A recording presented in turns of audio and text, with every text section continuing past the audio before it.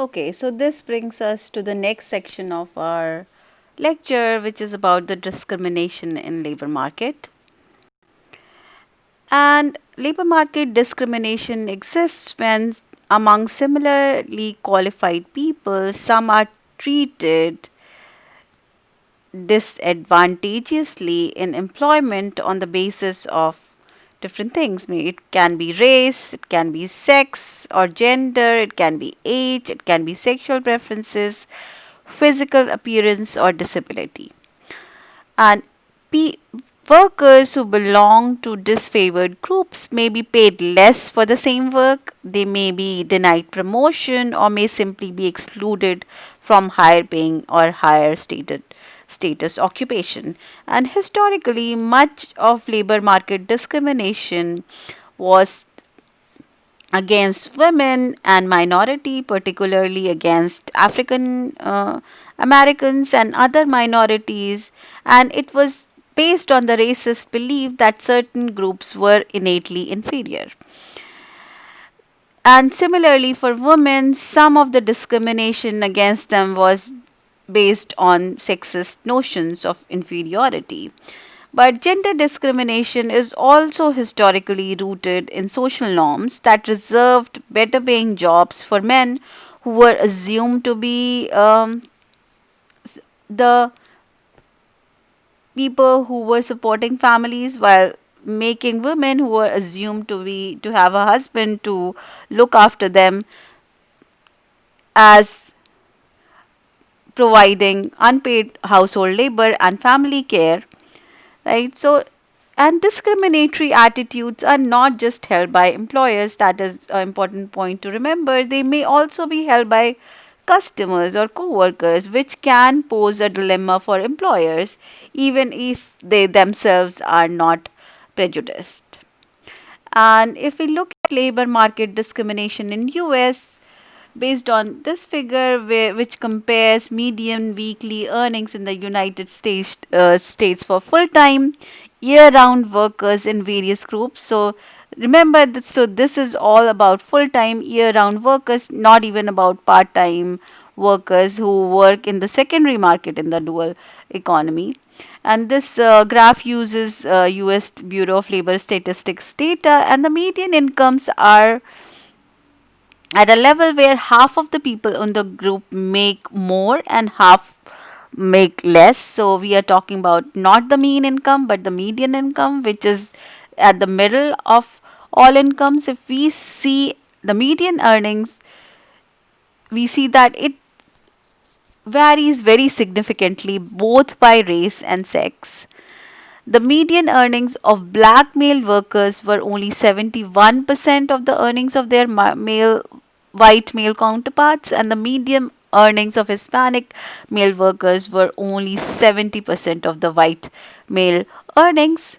And if we look at male and female disaggregation of this median income, we find that female workers of different races also have different median earnings.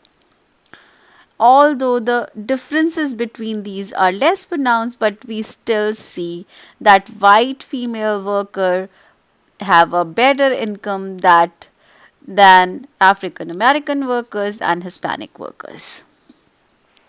But there is a difference between male and female themselves. White female workers only earn 83% of their white male counterparts. So we see, based on data, there is a difference between the earnings based on race and gender.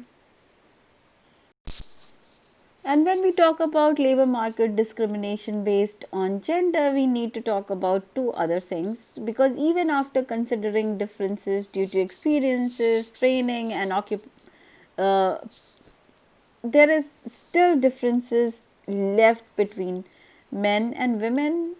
And two of the other explanations, or two of the important factors that we need to look into when we talk about gender based labor market discrimination, is occupational segregation, which is another important factor which explains earning differences by gender. And based on the tendency of men and women to be found in different kind of jobs. And if we look at the data, then we see that the gender composition of highest paying composition occupation is very different than gender composition of lowest paying occupation. And we find women more in the lowest paying occupation than in the highest paying occupation, right? Similarly, another idea is the gender wage gap, which is the difference in average wage between men and women. And as I said before, even after accounting for gender differences in education, experience, occupational choice, and other variable, there is 40% of the gender pay gap which remains unexplained. So, at least a part of this unexplained differences can be attributed to discrimination. And if we see another graph which compares the women's annual earning compared to white men, we see that both gender and race intersect, so that white women make 80% of what the white men make, but black women make only 66%, and Hispanic women only make 58%. So within the category of women, we also find that race plays an important role in explaining the labor market discrimination. So researchers also study race, gender, and age based discrimination using creative experimental studies that explore how employers respond to similar job applicants and based on their race and gender and age. And we can see a small clip next to think about these experiments and what is happening there. So this brings us to another contemporary labor issues and policies which affect labor force participation and the outcomes that we see for individuals within the labor force. And one issue that is of importance is the idea of labor force participation. So there are two things that we need to think about when we are thinking about labor force participation. First is, of course, the definition of labor force participation, which is the percentage of non institutionalized adults that are either working or seeking a job. Of course, there would be many people who don't want or may not need a job, such as students or retired people or those taking time off from working for personal reasons such as childcare or health concerns. But what we see that over the years, which can be seen in this graph, is which is which shows the labor force participation rates in the United States from 1960s to 2017. We see that this rate differs between men and women, and over time this rate has been consistently declining for men but consistently rising for females until about 2000s, where it leveled off and then it began to decline more recently. And this change is attributed generally to demographic change, mostly aging population and more people taking time off from working to go to college. That is putting a downward pressure on labor force participation.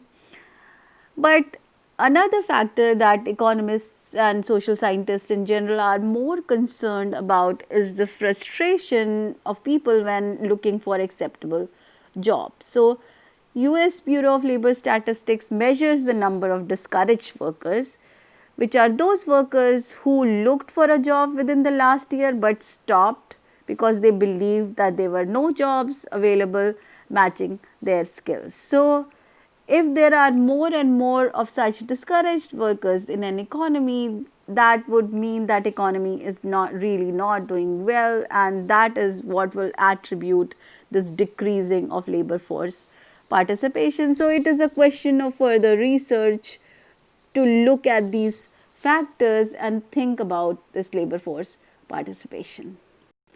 So another thing that one needs to think about when thinking about labor market is labor market flexibility.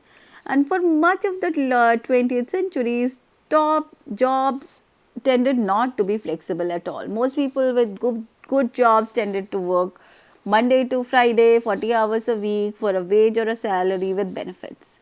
However, in recent decades, work has become increasingly flexible, but this has really two meanings. The first definition of flexibility includes flexible working arrangement, including setting hours, job sharing, and ability of the workers to work from home. The other type of flexibility is what is really known as a gig economy, which is a slang, which is about a full time or part time jobs that involve working under short term contracts rather than a long term contract, doing consulting, freelance, project based, or other work like Lyft or Uber drivers. And gig jobs have become really attractive to retired people, students, stay at home parents, and you would know, you know, yourself, many of you might be involved in the gig economy, and it is especially attractive for those who want to control working hours and may not need a full time salary. However, the other side of these jobs is that often these jobs offer lower wages and no benefits, and employers can adjust the hour of gig workers or terminate them as economic conditions change. And we can see that happening in COVID, where the attrition rate as of gig workers have really increased. So let's watch a small clip to think more about gig economy.